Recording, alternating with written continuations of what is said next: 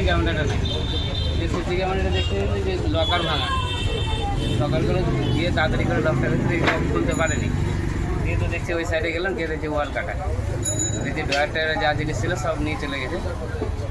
এরকম অবস্থা, দোকান খুলে দেখি ওরই মতো শোনা গেছে ড্রয়ারে ছিল, নগদ কিছু টাকা পয়সা ছিল? হ্যাঁ কিছু ড্রয়ারে ছিল, ড্রয়ারটা ভেঙে টেঙে নিয়ে গেছি।